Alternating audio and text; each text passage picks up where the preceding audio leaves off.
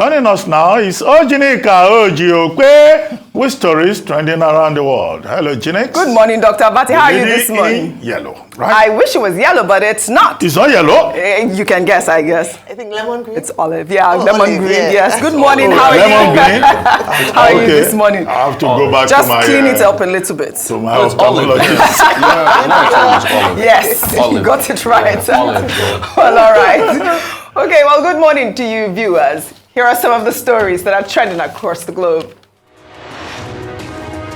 In the United States, former President Donald Trump called writer E. Jean Carroll's rape claims the most ridiculous story in a video disposition shown in court on Wednesday, adding that the allegations were made up and that the assault never happened. Lawyers for the writer played about 30 minutes of excerpts from the former president's disposition, including his emphatic denial of Carroll's accusation that he attacked her in the mid-1990s in a Bergdorf Goodman dressing room.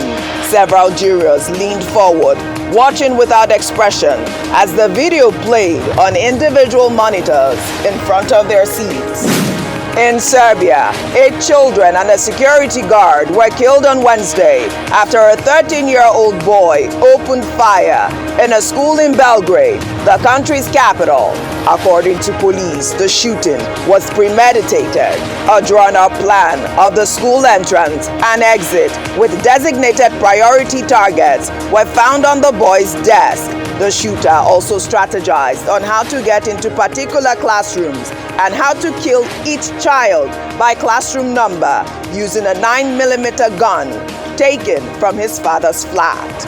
After carrying out the shootings, the shooter called authorities to turn himself in and waited in the schoolyard to be arrested. In Nigeria, President Muhammadu Buhari departed Abuja for the United Kingdom on Wednesday to attend the historical coronation of King Charles III, which is set to hold on Saturday, May 6th. A media aide to the president said in a statement that while the president is in the United Kingdom, he will also take part in a summit for presidents and heads of government of Commonwealth countries on Friday, May 5th. Under sports, Argentine World Cup winner Lionel Messi will leave Paris Saint-Germain this summer. At the end of his current contract, Messi had reached an agreement in principle to extend his stay for another year, but neither the club nor the player want to sign a new deal. Messi signed a 2-year deal in 2021 with an option to renew for another year.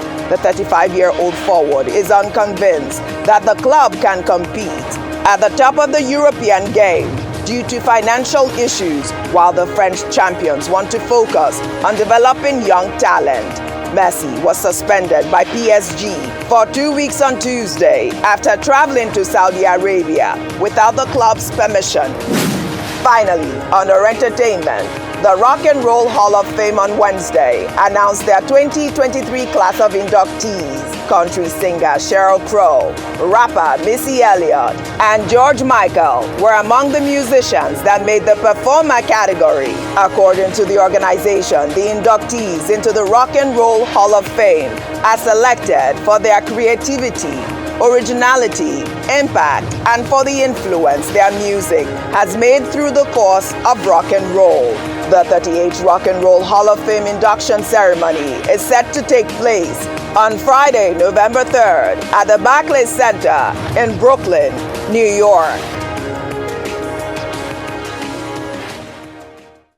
Well, let's begin what's trending from where we ended yesterday with the President-elect Bola Ahmed Tinubu's visit to Rivers State to commission projects executed by the governor of the state, Wike, who on Tuesday declared Wednesday, May 3rd, as a public holiday in honor of Tinubu's visit. Well, Tinubu, while delivering his speech at the inauguration of a flyover in OjyOkpe local government area of the state, promised that his administration would leave legacy projects across the length and breadth of Nigeria. He thanked the people of Rivers State for the pivotal role they played in his emergence as president-elect. Tinubu, however, rejected the request made by Governor Wike for a refund of money spent by the state government on all federal roads in Rivers State, stating that he owes him nothing. I will leave Sanwo-Olu to give you back your banter and response. I am the president-elect. The 12th flyover and the demand you made for refund, I owe you nothing. It's your road.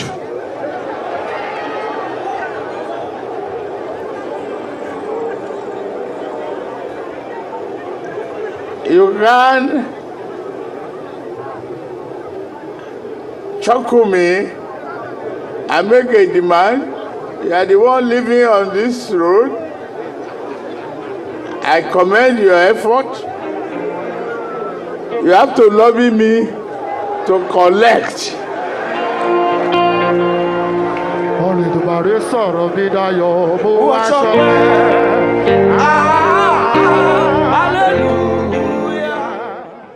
I can hear you singing, but of course, I know you guys discussed it earlier in the newspaper review as well as the headlines, but it's a huge topic and a very important conversation. So I'll take some reactions from Nigerians.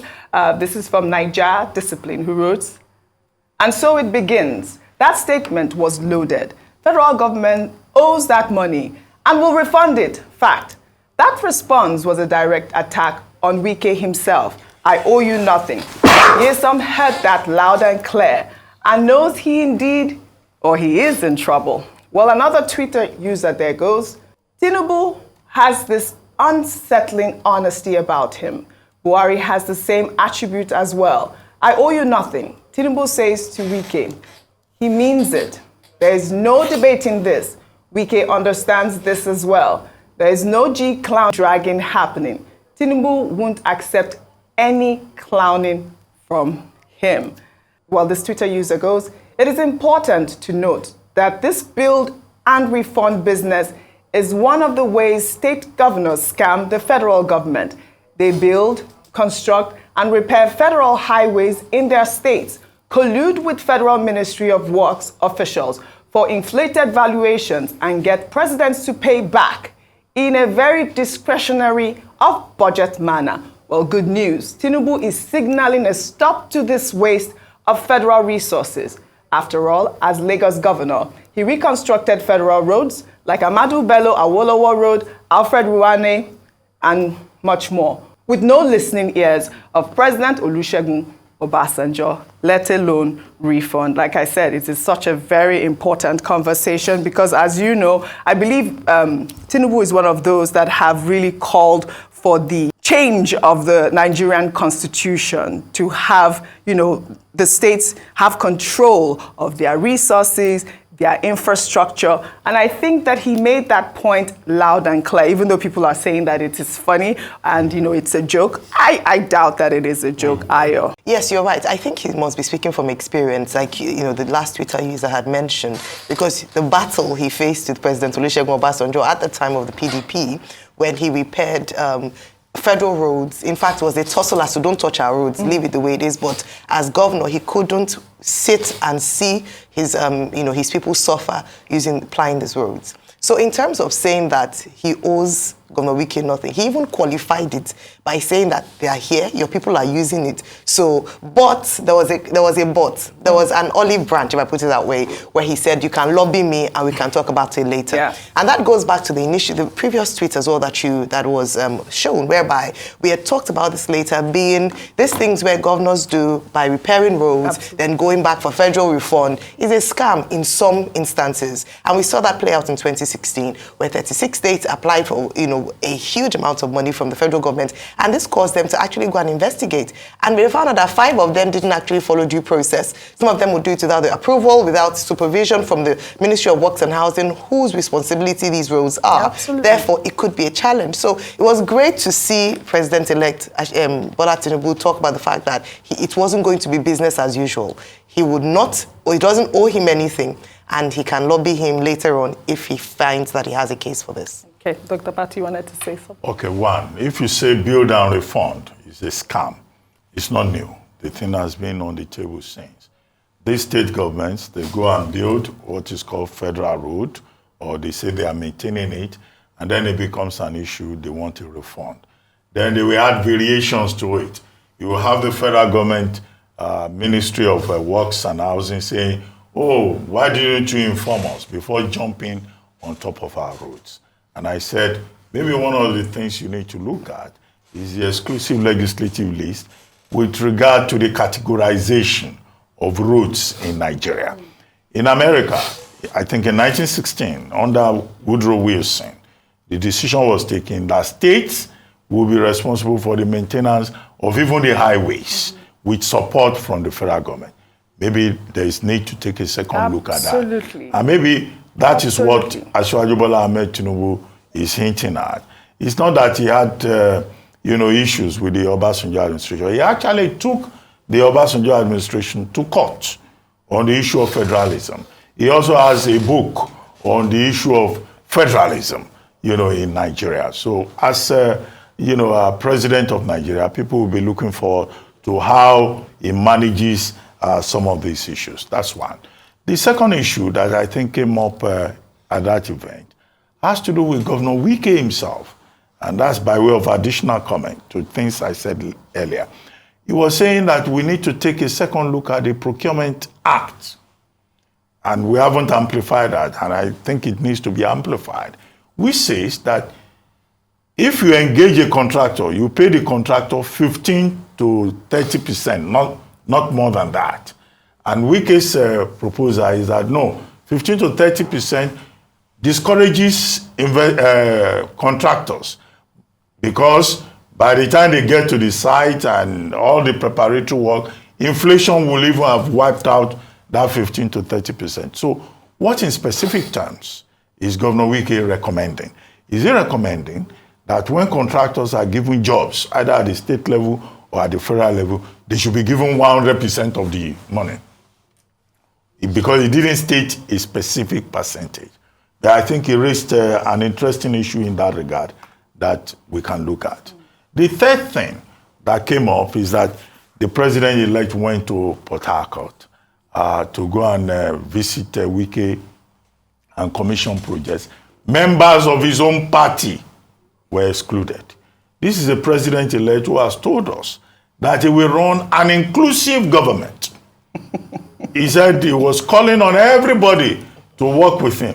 But he went to a state of the federation. He didn't even bother to make a phone call to his own gubernatorial candidate in the place. That is a very bad signal, because as Tonyeko pointed out this morning on this same program, President Tinubu is now, President-elect Tinubu is going to become president of all Nigerians. And he should not exclude anybody. His own party members complaining about exclusion, I think, is a very bad signal. Number 4, which is the point I had made earlier, he should not be tempted to engage in this going about commissioning projects and all that. He should keep himself in Defense House in Abuja or stay in his house in Lagos and wait till May 29. For security reasons, well, not even just for security reasons, until he's properly inaugurated as president. Because we don't have two presidents. We have only one president. Yes, as president-elect, he has become our property. It's our property. So that's why security details will follow him. He will receive security briefings, but he cannot start acting presidential yet. Yeah. I know it's a good thing for a man to be enthusiastic. He should moderate his enthusiasm and wait until he takes office. That's why when you have a king in waiting, it goes through Ikpebi, as Yorubas call it. Yeah. Then when he is crowned, he becomes the king. So let him not act as king before the moment. Dr. Vati is a very important individual at this point because, I mean, Governor Wike declared a public holiday for him, Rufai. Really quickly, I know we've commented on this, but I wanted to touch on that public holiday aspect. I mean, we always complain about even when people visit, they should not block the roads or the airports. Now you are having people sit at home because a president-elect is visiting your state. Oh, wow. 2 public holidays in a week? Yeah. How much has the state lost? If I talk now, they'll say hate speech. What's the unemployment rate in Rivers State? What's the unemployment rate? It's over 50, close to 50%. One of the highest in the country. And you are declaring public holiday for people that don't have jobs already, that the little businesses they do, they also eke out a means of living. You have denied them because they want to commission a flyover. A flyover that is supposed to be innately the dividends of democracy. You see, all this over-commissioning by our leaders is a reflection of the lack of shame. Doing projects are no big deal in parts of the world. I mean, you do a project and you move on with it. These are projects that planning committees, on the head. Planning committees will do and move on. I mean, do you know how many roads are being built in other parts of the world? But this over-commissioning is a reflection that we don't have shame. We must always have something to celebrate. Fly over, say this or that or that. It's a lack of shame. There are other issues that are pertinent, which is improving the prospect of the people, improving the Human Development Index. But what do we see? We see people carrying drums every day. Even, you know, it's so funny now that projects that they're about to start, they will show it on live TV.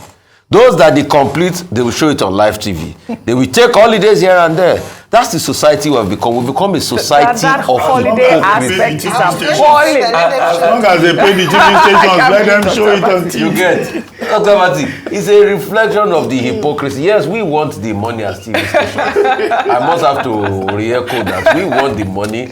And we also thank the man that, you know, because people were attacking me yesterday. They say, oh, he didn't call your TV station. I said, at least, but he hypes us very well. He gives us honorable mention. So he's our very good friend.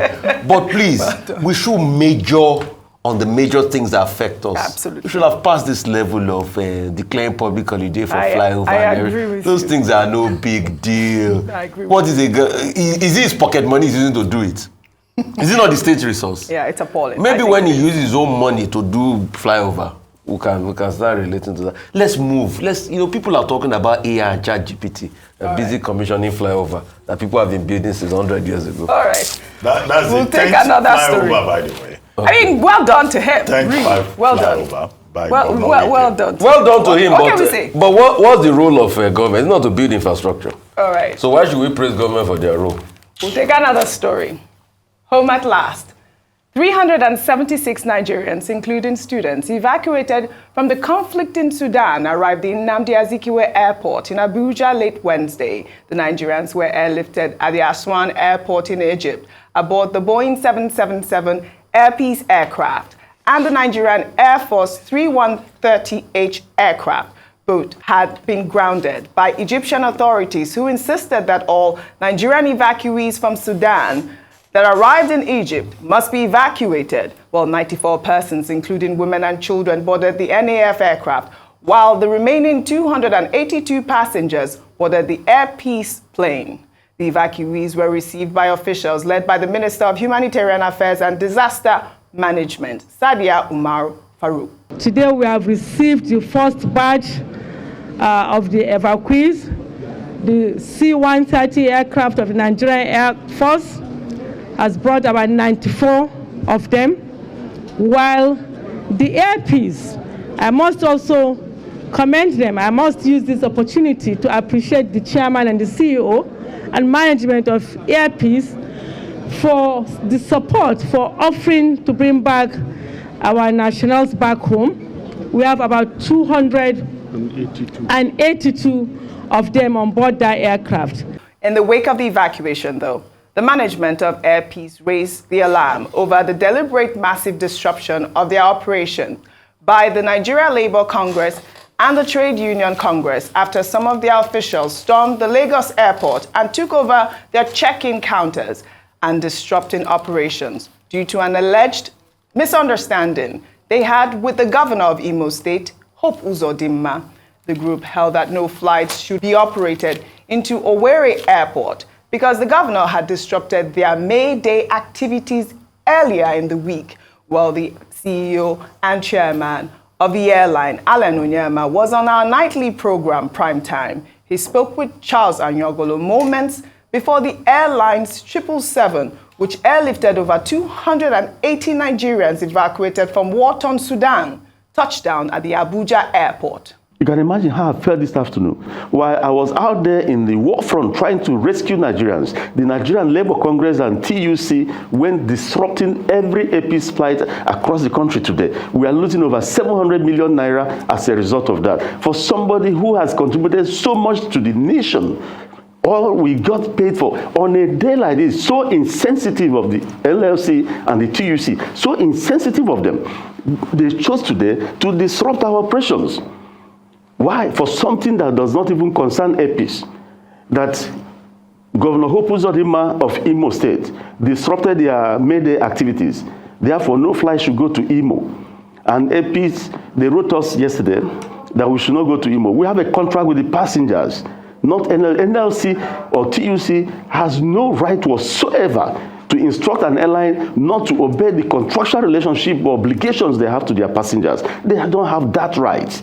It is a shame to this nation that the security agencies were watching while an airline that is out there doing all it can for the nation was being barged upon with some people wounded, making sure our operations were destabilized, posting delays, massive delays and massive cancellations. Who is going to bear the brunt? And while the security agencies sat and watched, yet this same airline is out there in Egypt risking the lives of their crew and expending hundreds of millions of naira on behalf of this country.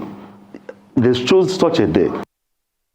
Dr. Abatin, Ayo Rufai, the level of rascality, impunity that goes on in this country. Mm-hmm. I mean, you had the Air Peace chairman there state that security officials were watching while these protesters barged into the airport. As usual. As usual. Mm. And, you know, destroying and causing havoc at the airport. And the security officials did nothing. And worse off, it was from this same day that this airline airlifted our Nigerians from that war-torn country. I think he made a very valid point, which is the fact that these people have no right to come into the airport. I mean, in America, I cannot imagine you just make a sound like that and you wouldn't be picked up. This is unbelievable what goes on in Nigeria. I commented on this earlier. I might as well add to my comments that if I were Alan Onyema, I'll feel discouraged to again help Nigeria. This is a man that spent his money, resources, made the effort to evacuate Nigerians from South Africa. When we had war in Ukraine, he was there. He brought Nigerians free of charge from Ukraine. When we had COVID, he helped to evacuate Nigerians in distress from other parts of the world to Nigeria. Mm. Right? Yes. This is a man who has not been honored by his country for his persistent commitment to the national cause. During the last national honors exercise that they did, I thought I saw his name on it. When they said they were going to review the list, they removed his name. And yet they will give charlatans high honors in this country. But in spite of that, the same man says, oh, I will continue to serve my country and, you know, be a socially responsible CEO. And that's what he has done again this time around. But the same day that he sent a plane to go and evacuate Nigerians from Sudan, it is the same day that his own compatriots thought it was good to disrupt his business. He has no connection with it. On May Day, Joe Ajero, the president of the NLC, had said the Nigerian Labour Congress had reported the governor of Imo State to the International Labour Organization, because the state government in Imo was not, was victimizing organized labor in Imo State. So how did it occur to them that it must be Air Peace that they must embarrass? Air Peace was not the only airline going to Owerri. So sometimes, you know, innocent people like us, we look at these things and say, sometimes we don't understand what is going on in this country. Yeah. But it seems to me that NLC, yes, it's a body under law too. Air Peace can go to court. And Ellen Oyema is a lawyer. He should sue the Nigerian Labour Congress because he pointed out that his company has had to lose 700 million naira for something he had no hand in. Unbelievable. So he should seek redress in a court of law. The Nigerian Labour Congress cannot say that it's above the laws of Nigeria. As for the security agencies, the police and all that, I think enough said about those people. Are these not the same people who presided over the snatching of ballot boxes, the burning of ballot papers? So exactly. Don't expect too much from those ones. Yeah, I mean, this is unbelievable. A really unfortunate situation that went on yesterday, but I am glad that our Nigerians are back. I mean, we laugh about these things, but it's actually not funny, Ayo. We laugh about these things, but it's not funny. I mean, but I'm glad that they are back, and they spent days at the border, and even the evacuation process was as well hectic up until the point that they were about to board the flight, because I believe what had happened was there was not enough seats on the NAF aircraft. Yes. They had to, you know, offload some luggage, and they had to put it into Air Peace and all of that before. I mean, really serious. But I commend everyone who made an effort to bring Nigerians back. I commend everyone, but also we must be able to inquire what has happened. Yes. And that's why collective efforts, the accountability must start from the media. We should invoke FOI to be able to ask how much was spent in all of this. Absolutely. Thank you all. Thank you all for your great analysis, as always, on What's Trending. Well, all right. That's all I have for you on What's Trending today. I'll see you all tomorrow.